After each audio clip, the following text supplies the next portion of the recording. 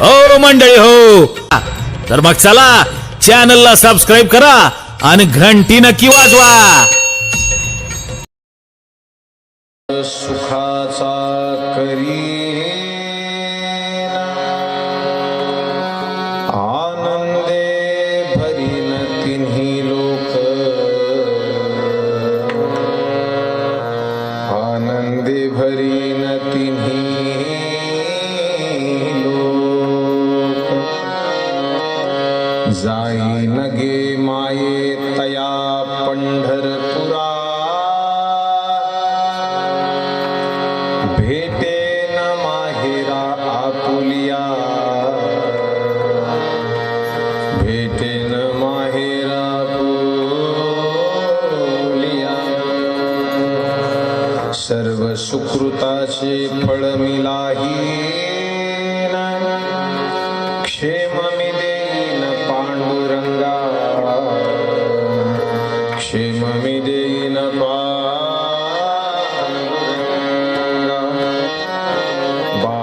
रखुमा देवी वरु विठ्ठलाची भेटी, आपुलिये सबसाठी करुणी ठेला, आपुलिये सबसाठी करुणी ठेला. जाईन गे माये तया पंढरपुरा,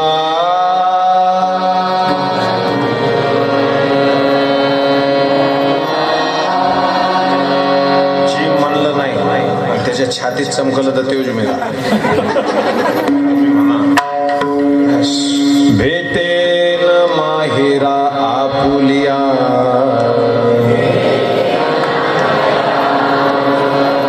भेटेन माहेरा आपुलिया.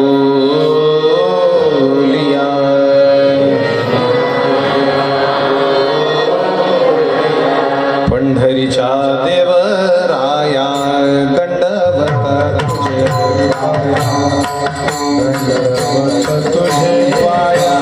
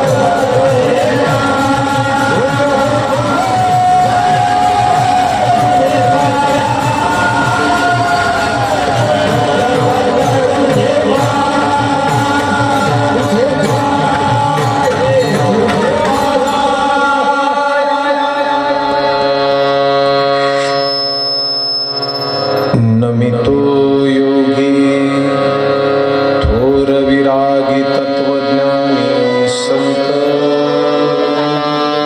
तो सत्कविवर परात्पर गुरु ज्ञानदेव भगवंत. जया पूजिले आदरे पांडुरंगे, विमानस्थ केले प्रयाण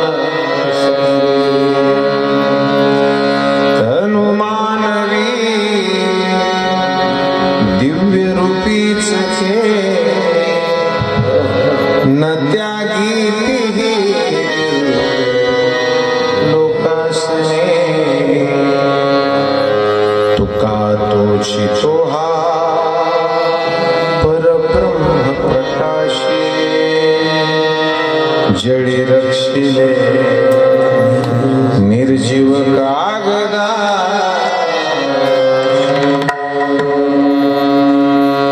गेल्या 56 वर्षाची परंपरा असलेला हा उत्सव. पण मराठी भाषेमध्ये एक शब्द आहे, तुम्हाला कळत असेल तर. 56दा सांगितलं तरी ऐकत नाही म्हणते. मला नाही माहिती, मी काय बोललो नाही, मी फक्त मराठीचा अर्थ सांगितला. तसे तुम्ही नाही आहात. अत्यंत छान.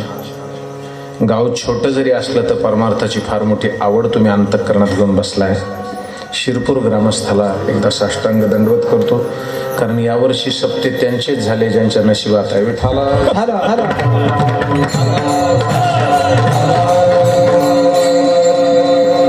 इरादे लाख बनते हैं, बन के टूट जाते हैं, लेकिन कीर्तन में वही आते हैं जिनको विठोबा बुलाते हैं. ज्याला खरंच परमार्थाची आवड आहे, त्याचं काळीज आज शिरपूरमध्ये नसतं, त्याचं काळीज आज आपल्या गावात नसतं, त्याचं काळीज असतं आळंदीच्या क्षेत्रामध्ये. विठाला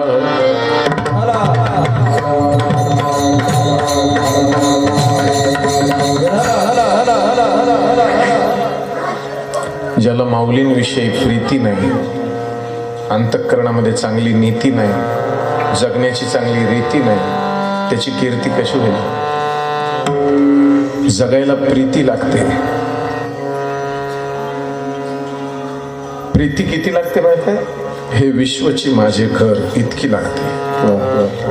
नीती कशी लागते माहिती आहे? नीती अशी लागते की सगळ्या जगाने अवज्ञा करावी, संबंधे सोय ना धरावी, तरी सुद्धा जगावरचं प्रेम करीत नाहीत, कमी करीत नाहीत, त्याला माऊली म्हणतात. नीती अशी लागते, प्रीती तशी लागते, आणि रीती अशी लागते.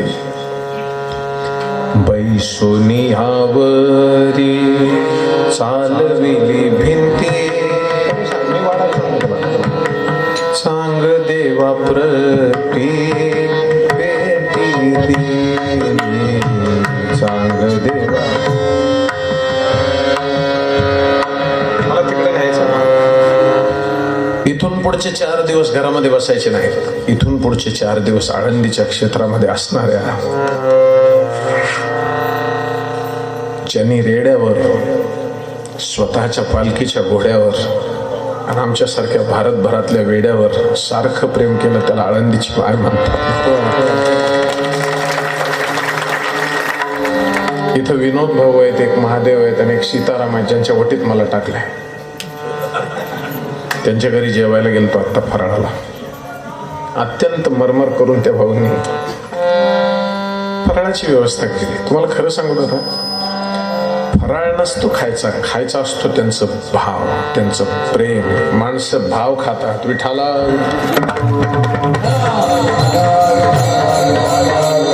माझ्या कीर्तनामध्ये फक्त लक्ष देऊन ऐका, तरच कळतं, नाही तर मग लोक हसले म्हणून लक्ष देऊन ऐका. अत्यंत पवित्र अंतःकरणामध्ये विठोबा पखवाज वाजवतात. देवा श्री गणेशा देवा, ज्वाला सी जलती है आंखों में जिसके भी दिल में तेरा. आणि कोणता झेंडा घेऊ? अत्यंत गोड आहे. विठ्ठल विठ्ठल विठ्ठल विठ्ठल विठ्ठल विडयास म्हणती ध्वजा वैष्णवांची उभी पंढरीया.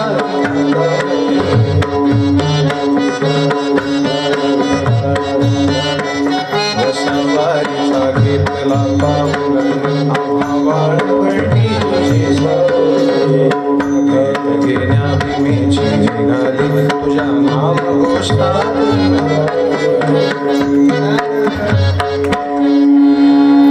दादा आळंदी सोडा वाटत नाही, पण हे असले दलिंदर आजार आलाय हो, मुळावर उठलाय लोकांच्या. आणि एक तो आवाज, त्या आवाजानं काटा काढला. अपने परिवार के लिए, अपने देश के लिए, अपने कुटुंब के लिए हमें 14 दिन तक अपने घर में रहना है. 14 दिवसावर सुरू केलेला खेळ केव्हा 8 महिन्यावर गेला कळालंच नाही. अजून बी चांगले वागा राजा. हे ईश्वरानं फक्त तुम्हाला झलक दाखवण्यासाठी दिले की तुम्ही किती माजलेले असल्यावर मी तुम्हाला 2 ग्राम करोनामध्ये बरोबर करतो जगाला सगळे. कार्य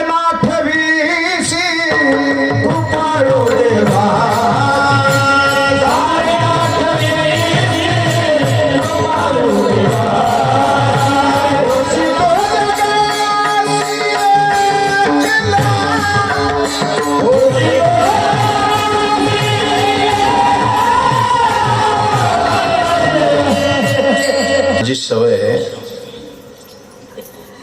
जितकं प्रमाण लागतं मी तितकंच घेतो. आणि अजून एक पुढे सांगतो, मला जितकं त्या प्रमाणाप्रमाणे जगता येतं मी तितकंच गातो. हा माझा प्रामाणिकपणा आहे. विठाला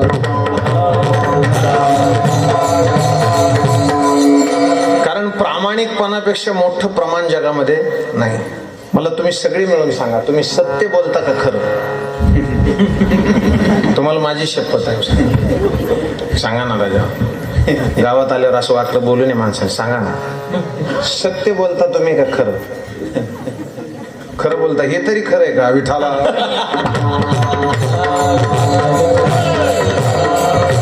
तुम्ही सत्य बोलताय का खरं आहे?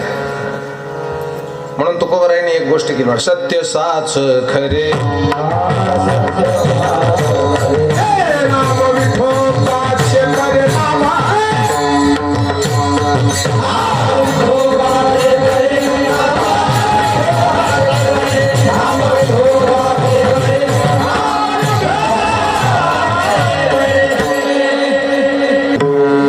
जो सत्याविन शब्द न बोले, सहज ही कोणाशी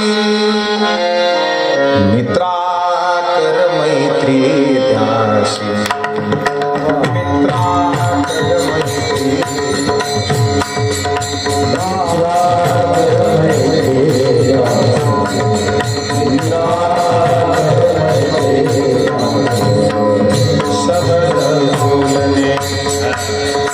राहणी साधी निंदिन कुणाशी, आपुले दुःख न वदे पुन्हा चिंता विश्वाची. मित्रा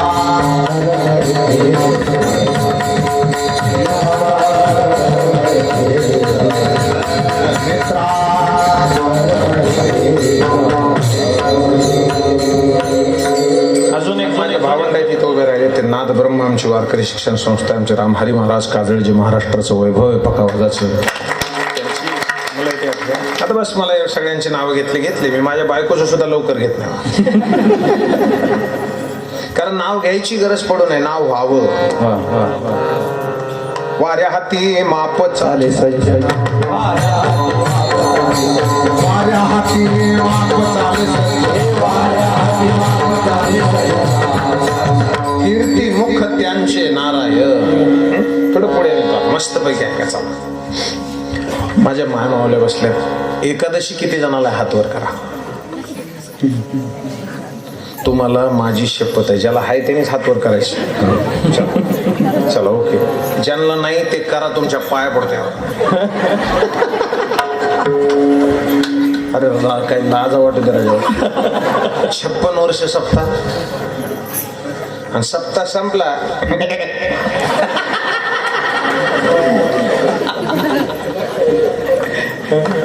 हे असं नाही व्हायला पाहिजे.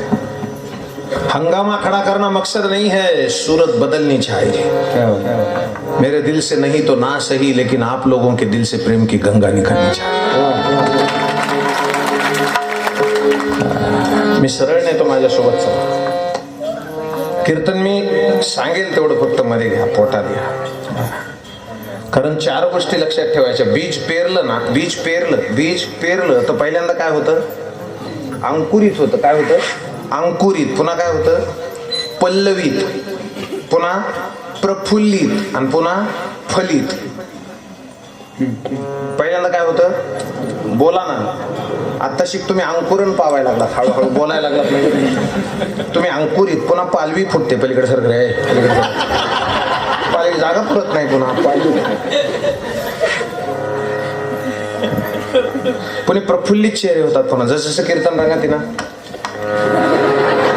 आणि शेवटला घरी जाताना फलित होतं. पण घटना अशी आहे महाराज, कीर्तन सुटल्याच्या नंतर लोक पाया पडून जातात. माझी विनंती आहे, पाया पडायच्या भानगडीत पडू नका. मेरे देशवासियों, अपने परिवार के लिए सोशल डिस्टन्स. आणि पाय का पडायचे नाही सांगतो तुम्हाला. पाय याच्यासाठी पडतात लोक की महाराज तुम्ही अथक प्रयत्न करून 2 तास उभा राहून जे कष्ट करून आमच्या डोक्यात घातलंय ते परत तुमच्या पायावर समर्पित करू. आणि आम्ही आमच्या घरच्या घरी जाण्याचा प्रयत्न करू. आम्हाला मोकळं करा पहिल्यासारखं वापस. जैशी स्थिती आहे. मला माझी भूमिका सांगायची कळते. मराठी अत्यंत शांत चित्तान आहे का. तू माझी माऊली मी हो तुझा. बस आज आळंदी विषयी बोलायचे, बाकी बोलायचे नाही. माझ्या मनात पण नाही बोलायचे. कशामुळे बोलू सखा माझा ज्ञानेश्वर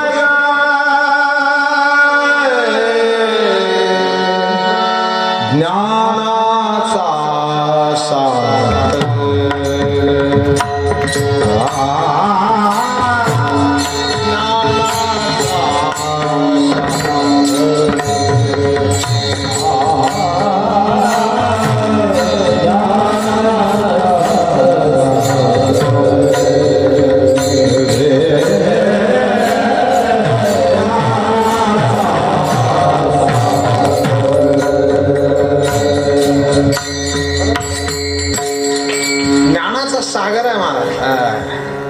ते चालते ज्ञानाचे प्रतिबिंब तयाचे अवयव सुखाचे कोम. अजून बोलून ज्ञानोबरायांची बोलूया. तो ज्ञानियांचा बाप देखनियाच्या चिठ्ठीचा दीप तया दादुल्याचा संकल्प विश्व. ज्ञानेश्वरी अशी बोर्ड वाचायची, वरपडायची नाही. वाचावी ज्ञानेश्वरी, पण आधी पहावी. आणि ज्ञानेश्वरी पाहताना कशी पाहिजे माहिती, अशी ज्या वेळेला माऊलींची ज्ञानेश्वरी हातात घेतो ना आपण, तर असं समजायचं आपलं स्वतःचं बाळ हातात घेतलं. त्याचं पहिलं पान अगोदर हृदयाला लावायचं असतं आणि त्यांना म्हणायचं, माऊली बसो मेरे नैनन में नंदलाल सावली सूरत मोहिनी मूरत नैना बने विशाल. माझ्या अंतःकरणामध्ये तुम्ही बसा, हा येऊनी राही हृदयी माझ्या. असंच ना, असं थोडं पुढे नेतो आहे. मला त्या भूमिकेशी एकरूप करायचं आहे. चला. आणि हे नाही कळालं तर भीमसेन दादाच्या भूमिकेत आहे का.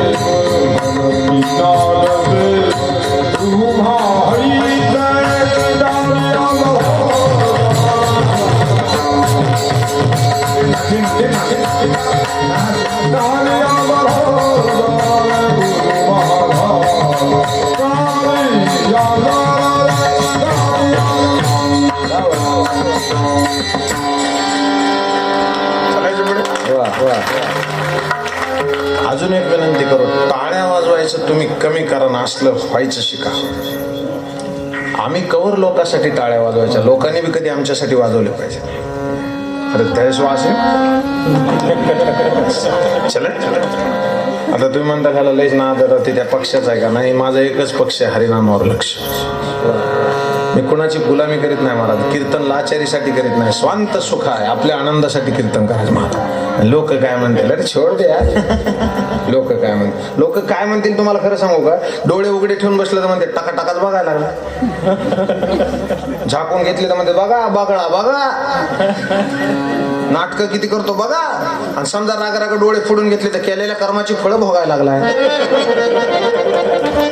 लोक तुम्हाला चांगलं म्हणणार नाही, हा लक्षात ठेवा. एक वाक्य मोठं बोलतो, लक्षात घ्या. जमलं कळालं तर लक्षात ठेवा. वाईट माणसं वाईट लवकर सोडायला तयार नाहीत, चांगली माणसं चांगलं लवकर सोडतात. कारण चांगल्याला चांगलं हे वाईट आहे असं कळालंय, आणि वाईटाला वाईट हे चांगलं आहे असं कळालंय. विठाला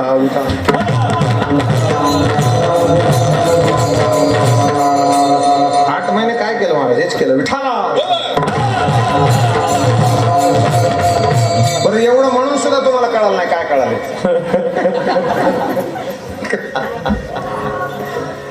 कारण तुम्हाला अजून एक सांगतो, काही कळण्यासाठी नसतं, जग मिळण्यासाठी असतं. काही जणाला देव कळतो मिळत नाही, काही जणाला मिळतो कळत नाही, काही जणाला कळतो सुद्धा मिळतो सुद्धा, काही जणाला कळत नाही आणि ते निसते असे कीर्तन असतात. फक्त एकाच कामाचे पुंडली बस, विनोद सोडून द्या. तुम्हाला एक प्रांजळपणे सांगू, हसवायला अक्कल लागत नाही, फसवायला तर अजिबात लागत नाही, चांगलं पेरायला अक्कल लागतं महाराज. आणि माझी सवय, जिथं पेरलेलं उगवत नाही मी पुन्हा त्या गावात जात नाही महाराज. लोक म्हणते तुम्ही किती घेता पैसे, अरे तुम्ही देता किती हो? मला एक जण म्हणलं बाबा तुम्ही किती घेता, आणि मध्ये एक जणांनी फोन केला, म्हणला महाराज तुमचा केव्हा सुरू होणार आहे खेळ. कीर्तनाला धंदा समजणारी अवलाद माझी नाही, विठाला मी माझ्या मस्तीसाठी, माझ्या आनंदासाठी महाराज. विश्वमाऊली ज्ञानोबरायांनी ग्रंथांच्या रचना केल्या, परंतु प्रत्येक ग्रंथ रचनेच्या वेळेला त्यांना असं वाटायचं की मला माझ्या गुरुची स्तुती करण्याची संधी मिळाली. लक्षात नेतो पुढे, चला. आळंदी रामचंद्र आणि केशवपंत नावाचे दोघ जण आहेत, माऊलींच्या पिढीतले. पूर्व परंपरा सांगतो, रामचंद्र आणि केशवाच्या भूमिकेमध्ये मौजी बंधनाचा संस्कार झाला, एक जणाचा देहत्याग झाला. त्याच्यानंतर गावची कुलकर्णी रामचंद्रांनी सांभाळली. त्यांना एक मुलगा झाला, गोपाळ पंत. त्यांना एक पुन्हा गोविंद पंत. गोविंद पंताला पुन्हा 3 मुलं, बरोबर. हरिपंत, त्र्यंबक पंत, विठ्ठल पंत. आता माझ्या सोबत हे लांबचं लय सांगत बसलं ना की माणसं असे. तुम्ही बघा, रामायण जास्त आवडतं, महाभारत कमी. त्याचं कारण रामायणामध्ये माहिती असतं ना सगळं, का नाही? आणि महाभारतात कोण आहे कोण, रामायणामधलं सगळं माहिती असतं. मंगल भवन अमंगल हारी,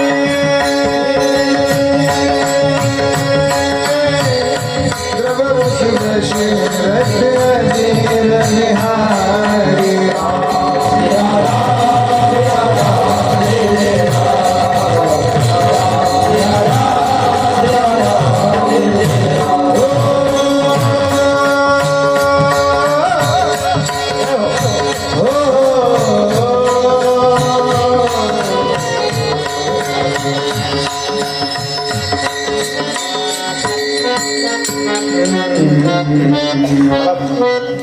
बस सगळेजण माझ्या सोबत आले, आता माझ्या सोबत चला. मी नांगरून घेतलं, मला घ्यायचं होतं, आता पेरायची वारी आली. आता फक्त लक्ष द्या. विठ्ठलपंत नावाचा मुलगा गोविंद पंत आणि निराईच्या पोटी जन्माला आले. आणि विठ्ठलपंत तीर्थयात्रा करत करत सिद्धेश्वराच्या मंदिरामध्ये, फार लक्ष देऊन आहे, सिद्धेश्वराच्या मंदिरामध्ये बसले. आणि सिद्धेश्वराच्या पायरीवर बसल्याच्या नंतर एक क्षण असा आला, सिद्धोपंत नावाचे एक साधू दर्शनाला आले. इथं बसलेल्या प्रत्येक पुरुष मंडळीला माझी अशी विनंती आहे, राजा ऐका, ज्याच्या घरी मुलगी लग्नाची असते त्याला कुठलाही मुलगा बघितला आणि चांगला होत करू दिसला तर त्याच्या मनात वाटतं हा मुलगा कोणत्या जातीचा आहे, कोणाचा आहे बघावा, मुलीसाठी चांगला आहे, बरोबर. सिद्धोपंतांनी विठ्ठलपंताकडे पाहिलं, विठ्ठलपंताशी बसलेले, ज्याच्या घरी मुलगी आहे त्याला विचारावं. आणि ते विठ्ठलपंतांच्या शेजारी सिद्धोपंत आले आणि हात जोडले. कुठले तुम्ही? मी गोविंद पंतांचा मुलगा. जुन्या काळात परंपरा होती, बापाचं नाव आधी सांगायचं, आता उलट सांगते, समाधान मोहनलाल शर्मा. आधी बापाचं नाव आधी सांगत होतं. मी गोविंद पंतांचा मुलगा. मुक्काम आहे? हो. माझ्या घरी चला. चले. गोविंद पंतांनी म्हणजे विठ्ठल पंतांना सिद्धोपंतांनी घरी नेलं. ऐका. आणि सिद्धोपंतांच्या घरी विठ्ठलपंत झोपले. रात्रीच्या वेळेला जगाचा बाप, अखिलकोट ब्रह्मांडाचा नायक स्वप्नात आला सिद्धोपंतांच्या आणि सांगितलं की तुमच्या मुलीसाठी हा मुलगा चांगला आहे. सकाळी उठले आणि सिद्धोपंतांनी विठ्ठलपंतांच्या समोर असे हात जोडले, असा पदर पसरला. माय ऐका, दादा ऐका, पंत माझी मुलगी आहे रुक्मिणी, तुम्ही तिचा स्वीकार करा. डबडबलेल्या डोळ्यामध्ये महाराज, तुमच्या डबडबलेल्या डोळ्याच्या नंतर अशा पदर पसरलेला विठ्ठलपंतांनी अशा हात जोडले.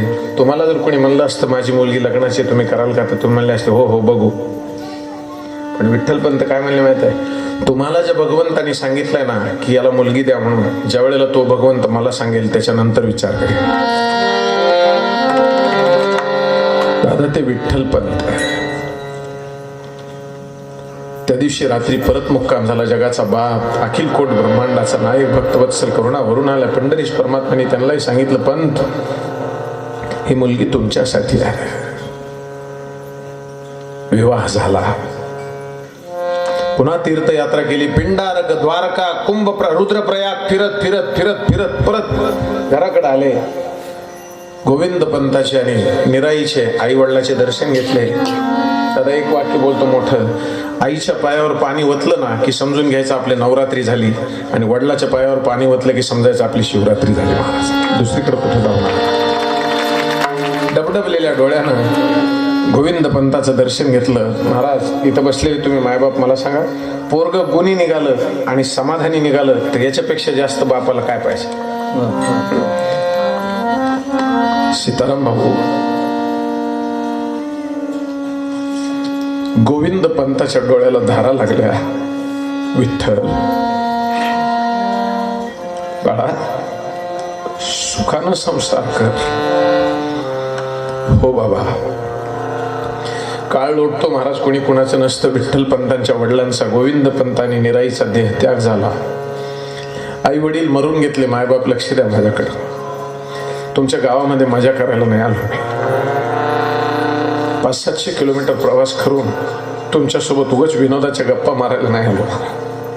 विठ्ठला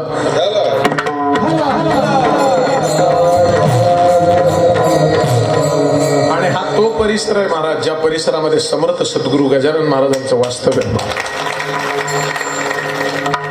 एक वस्त्र नसलेला माणूस आज लाखो लोकांचा वस्त्रदाता आहे, अन्नदाता आहे महाराज. विठ्ठल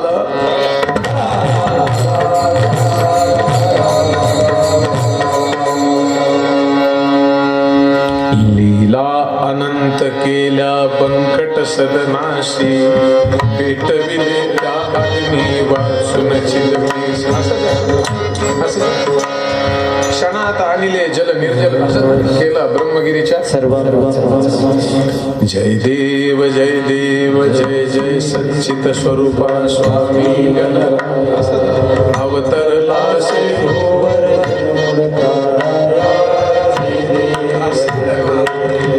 माझं नातं आहे गजानन बाबा सोबत. विठ्ठला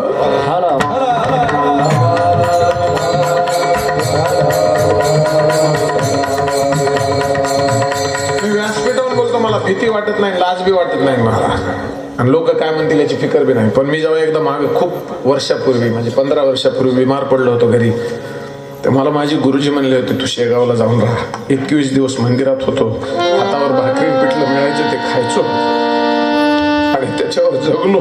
तू तुमच्या समोर उभा आहे महाराज. माझी निष्ठा आहे, माझं प्रेम आहे, आणि निष्ठा काय विकत नसते आणायला.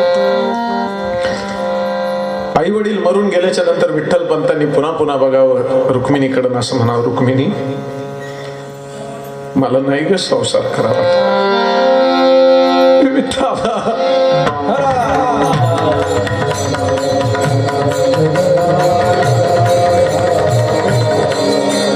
मला नाही संसार करावा वाटत, मी कसा करू. रुक्मिणी आईसाहेब गणेश महाराज की ऋषाशा वैतागलेलं काय म्हणलं माहिती, मग तुम्हाला वाटतं ते करा. पडत्या फळाची आज्ञा समजली आणि विठ्ठल पंतांनी संन्यास घ्यायचं ठरवलं. भरल्या घराला सोडून विठ्ठल पंत श्रीपाद स्वामीच्या हस्ते दीक्षित झाले. अंगावरचे वस्त्र काढले गेले, भगवी शाल अंगावर टाकली गेली. नवरा निघून गेला.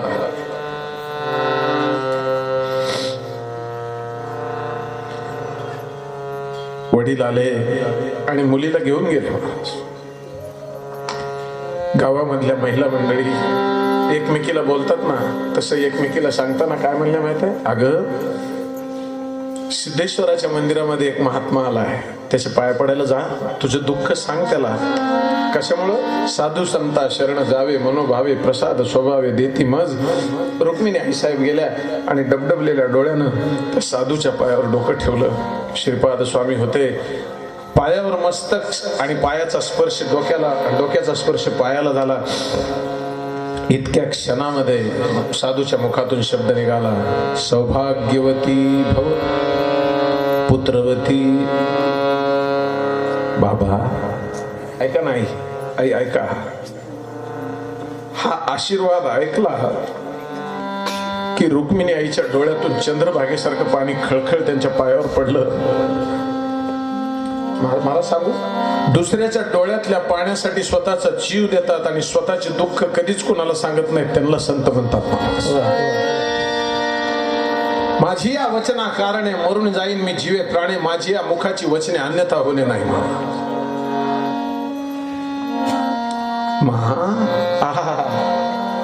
त्या साधूच्या डोळ्यातलं पाणी काय म्हणतो माहिती आहे? बाबा तू का रडतेस आई? मला विचारायचंय, आशीर्वाद या जन्माचा आहे का पुढच्या? का असं विचारते ग? नाही, माझ्या मालकाने संन्यास घेतलाय. काय आत्ताचा महाराज आता भामटे, त्याने डोळे बंद केले. जर ही चूक आहे तर मग मी हिला आशीर्वाद का दिला? माझ्या मुखातून शब्द निघलेला खोटा कस काय व्हायला पाहिजे? नाही व्हायला पाहिजे. मग डोळे बंद करून बघितलं कोण आहे. कालांतराने त्यांच्या लक्षात आलं की नाही. रात्री जाऊन रुक्मिणी आई साहेबाला हात जोडून सांगितलं, काळजी नको करू, मी बोललेलं खरं होईल. आणि इथं बसलेल्या माझ्या मावल्यांना विचारा ना, आई स्त्री पूर्ण कधी होते? ज्याला तिला लेकरू होत. लेकरू नसतं जोपर्यंत तिची घालमेल अशी असते महाराज. आणि ज्या वेळेला लेकरू होतं, लेकरासाठी रडणारी माय, पुन्हा लेकरू खात नाही म्हणून रडणारी माय, पुन्हा लेकराचं लग्न होत नाही म्हणून रडणारी माय, आणि लग्न झाल्याच्या नंतर मला लेकरू जेवायला देत नाही म्हणून रडणारी माय. सगळीकडे तिच्या नशिबाला अश्रू आहे, सगळीकडे तिच्या नशिबाला. माँ तब भी रोती थी जब बच्चा खाना नहीं खाता था, और माँ आज भी रोती है.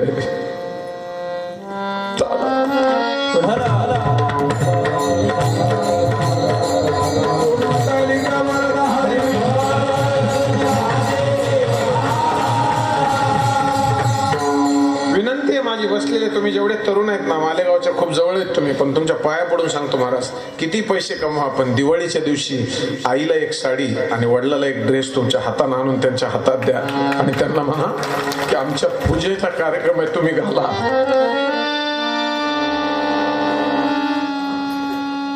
कुणी बी येतं महाराज, कुणी घरी पाहुणे आल्यावर मला सांगा, जेवढे तरुण भाऊ बसले तिथं, पाहुणे आले आणि तुमचे वडील नाहीत, आई आहे फक्त, तर पाहुणे काय म्हणतात आलेले? जाताना वापस आईला सांभाळा, आईला सांभाळा म्हणून सांगणारे तुम्हाला 1000 जण आहेत, तरी तुम्ही सांभाळीत नाहीत. आणि बायकोला कोणीच सांभाळा म्हणत नाही, तरी सुद्धा तुम्ही. सगळी स्वार्थी दुनिया. ऐका ना, श्रीपाद स्वामी गेले, त्यांच्या लक्षात आलं की विठ्ठल पंतांना आपण दीक्षा दिली. त्यांच्या खांद्यावरचं भगवं वस्त्र काढून परत पांढरी शाल टाकली महाराज. ज्ञानोबरायांची ओळ बघा, श्री गुरूंचे मन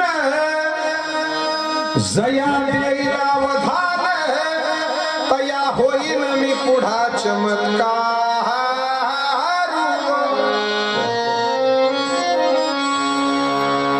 अंगावरचं वस्त्र काढलं, पांढरं वस्त्र घालून संध्याकाळच्या वेळेला दारात कुणी नाही असं बघून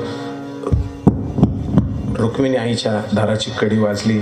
मायबाप ऐका, मधून प्रश्न विचारला, आई मला सांगा, मधून प्रश्न विचारला, कोण?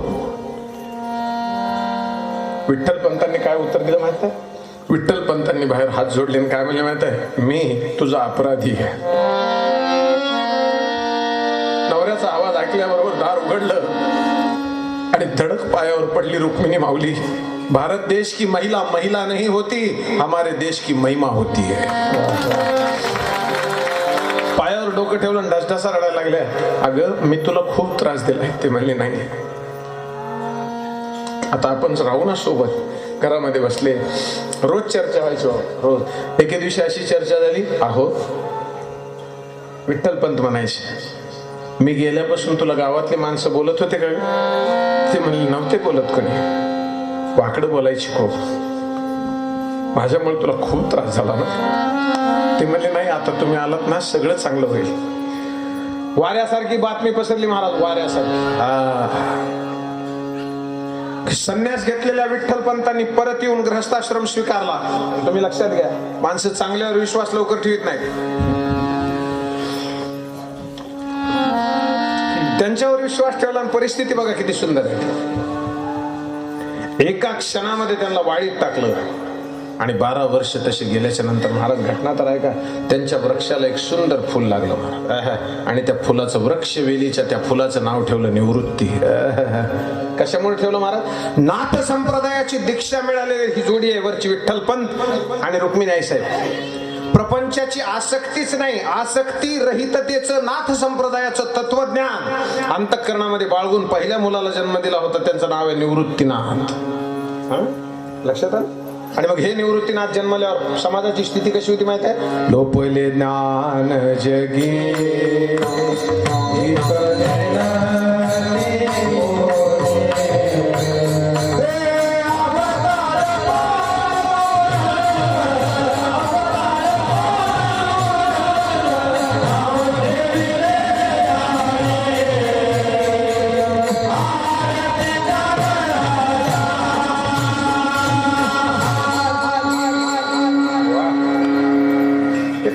लय जोरात आहे.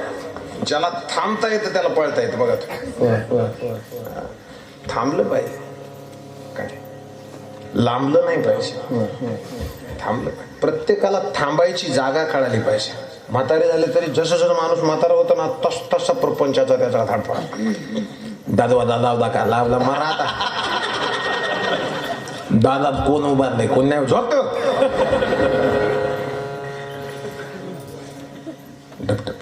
महाराज ऐका, पहिले निवृत्तीनाथ जन्मले त्यावेळेला परिस्थिती कशी होती? लोपले ज्ञान. जगामध्ये ज्ञानाचा रास झाला होता म्हणून अवतार पांडू. दुसरं बाळ कोण जन्मलं? श्रावण वद्य अष्टमीच्या दिवशी कोण? विठोबाचा प्राणसखा ज्ञानोबाराया माझ्या तुकोबाराया. फार सुंदर आहे महाराज, फार सुंदर. ज्या वेळेला ही परिस्थिती झाली अशी की माऊली जन्माला आले, ऐका ना, मग कुणाला मी सोपं झालं ना. प्रपंचातून निवृत्त झालं की ज्ञान द्यायला देव येतो. पहिले कोण? निवृत्तीनाथ. आणि दुसरे कोण? निवृत्त झालं की ज्ञान द्यायला देव येतो. निवृत्त झालं की ज्ञान द्यायला देव येतो. निवृत्त झालं की ज्ञान द्यायला. तिसरं पोरग जन्माला, त्यानं सांगितलं वाटतंय तेवढा खेळ सोपा न सोपा. आणि असं असूनही ज्यांना परमार्थच करायचा ती माणसं मुक्त होतात. विठाला